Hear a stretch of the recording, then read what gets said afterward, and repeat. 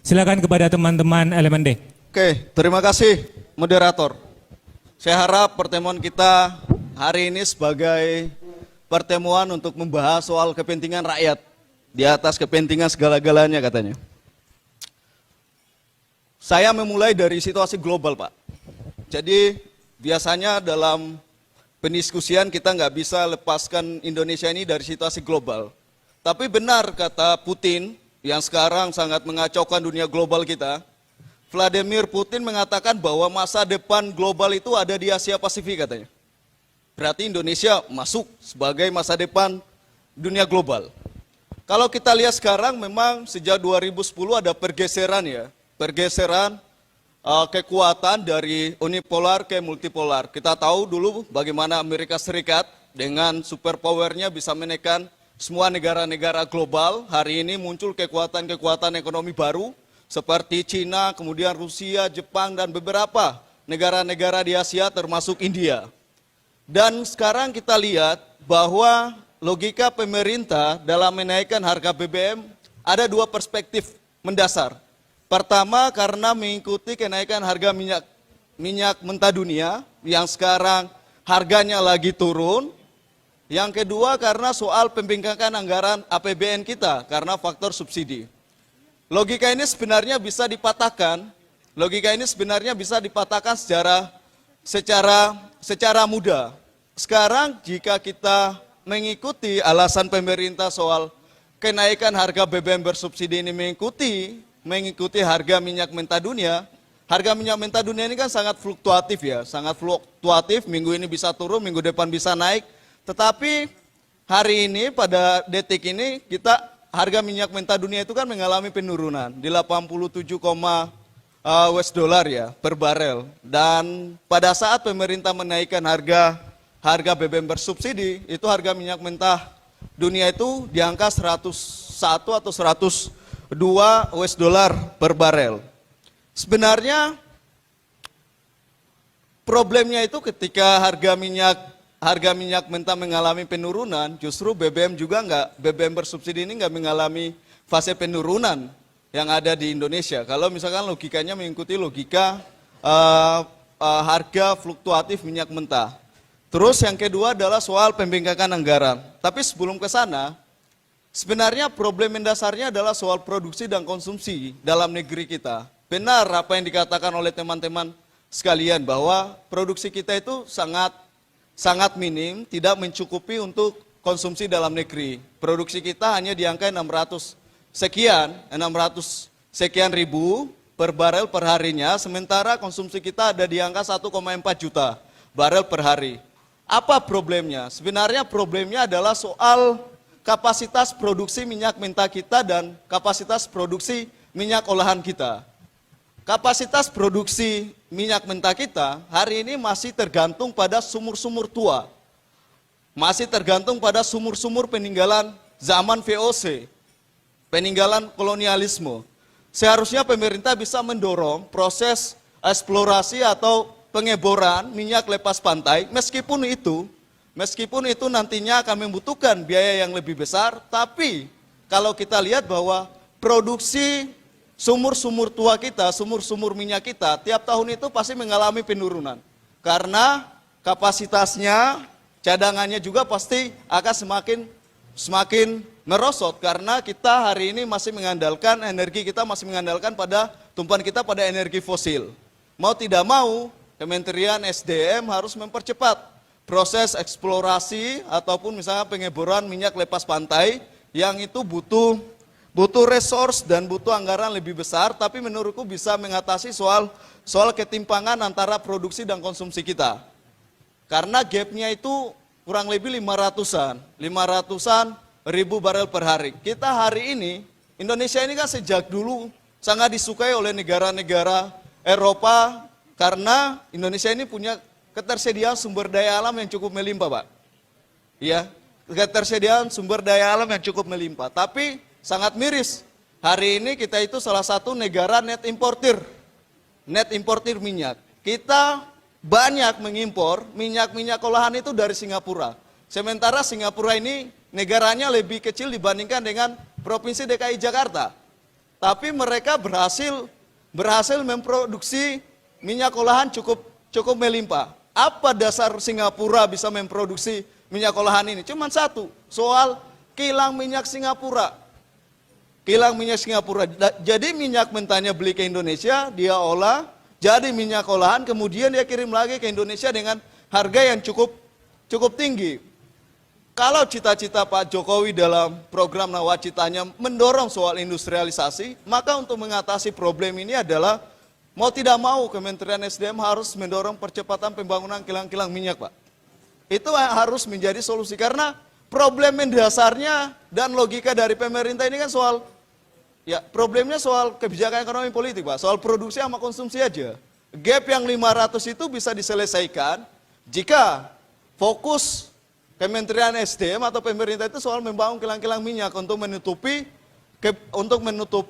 produksi dalam negeri kita agar mencukupi. Karena kemarin rilis dari BPH Migas itu mengatakan bahwa Indonesia bisa produksi 1 juta barel nanti di tahun 2033 nanti. Itu cukup lama, Pak. Kalau perlu untuk didorong. Yang ketiga yang perlu saya sampaikan, Pak. Bicara soal BBM, bicara soal migas, itu bicara soal hajat hidup orang banyak. Ketika kita bicara soal hajat hidup orang banyak, maka dasar ekonomi atau dasar pemikirannya adalah bicara soal pasal 33, Pak. Nggak ada yang lain, Pak. Problemnya adalah soal penentuan harga ini diserahkan pada mekanisme pasar. Indonesia ini sejak sebelum merdeka, udah punya cita-cita menjadi negara trisakti, Pak. Berdaulat secara politik, tapi soal penentuan harga aja, kita serahkan pada mekanisme pasar. Memang kita terjebak dalam alur pikiran sistem neoliberalisme, dalam proses privatisasi, komersialisasi, dan soal deregulasinya, Pak. Tapi sangat disayangkan, Indonesia ini negara yang cukup melimpah, Pak. Ya, kalau kita serahkan sepenuhnya sama mekanisme pasar, sangat disayangkan, Pak. Hari ini teman-teman berbicara bahwa ini dampak dominonya cukup besar, Pak. Logika pemerintahan sekarang dan sebelum-sebelumnya sama aja. Logikanya, menaikkan BBM bersubsidi karena minyak mentah dunia lagi naik. Yang kedua soal pembengkakan subsidi. Kalau soal pembengkakan subsidi seharusnya Menteri Keuangan datang ini, Pak. Supaya kita bisa tahu benar nggak subsidi itu 2,4 triliun itu sasarannya siapa-siapa aja itu. Kalau alasannya nggak tepat sasaran, tinggal dibuat aja sistemnya, Pak. Nggak tepat sasaran gimana, Pak, caranya? Gimana kalau bagi-bagi bansos dan program yang lain, program sosial yang lain, kalau soal BBM saja lah saya nggak tepat sasaran, nanti juga nggak tepat sasaran gimana dong itu? Atau ujung-ujungnya nanti dikorupsi, dimainkan gitu, Pak. Kan sangat disayangkan. Terus soal dampak kenaikannya, Pak, ini tolong diperhatikan di semua sektor, Pak. Bu, dan sebagainya. Buruh kita udah kena PHK akibat pandemi itu 72.000 loh, Bu. Hari ini kelas menengah kita akibat pandemi dan situasi kenaikan harga BBM ini bisa turun kelas, jadi kelas miskin, Pak. Bu, ini sangat mengkhawatirkan. Satu sisi sebelum BBM naik aja, ibu-ibu basis saya di sektor rakyat itu, Pak, udah teriak harga telur 30.000, minyak goreng langka, sayur mayur, bawang merah, bawang putih naik semua. BBM naik, tambah naik lagi, Pak. Makin kuatin ini, rakyat ini makin dia kuatin. Ikat pinggangnya sama lehernya makin dia kuatin, Pak.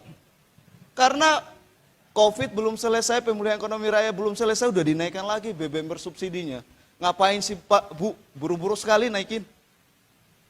Kok masih banyak jalan atau solusi yang bisa ditawarkan? Terakhir, 1 menit lagi mungkin. Terakhir, apa solusi yang ditawarkan oleh LMND untuk mengatasi problem soal produksi konsumsi tadi, soal bagaimana penentuan harga ini serahkan pada mekanisme pasar, terus bagaimana dampak-dampaknya nanti. Kita sederhana aja, Pak. Pengelolaan ekonomi bangsa ini harus dikembalikan secara konstitusinya. Harus dikembalikan pada pasal 33, Bu. Kan bicara soal kita berdaulat secara politik, mandiri secara ekonomi. Ya mandiri di mana, Bu? Kasihan rakyat itu, Bu. Untung aja tadi saya nggak mobilisasi rakyat saya, Pak, datang ke sini, Pak. Iya, struktur ekonomi kita yang kapitalistik, yang neoliberal itu harus dikembalikan ke pasal 33, Pak. Yang kedua, Untuk mengatasi soal ketimpangan antara produksi dan konsumsi, mau tidak mau, pemerintah lewat Kementerian SDM harus mempercepat soal pembangunan kilang minyak, Pak. Itu yang menjadi solusi untuk mengatasi gap antara konsumsi dan produksinya. Mau tidak mau pemerintah sekarang harus mendorong percepatan pembangunan kilang minyak supaya teratasi semua itu, Pak. Belum lagi kan yang mafia-mafia migas ini banyak sekali, Pak. Iya. Seharusnya ini aparat keamanan mana-mana udahlah selesaikanlah ini. Yang ketiga, untuk mengatasi soal pembengkakan anggaran, kita punya solusi, Pak.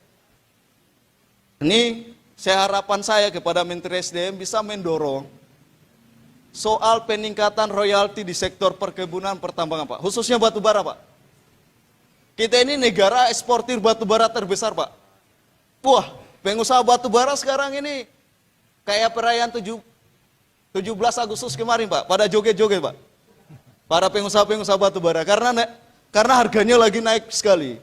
Daripada menaikkan BBM bersubsidi, Pak, memotong itu hajat hidup orang banyak subsidi itu.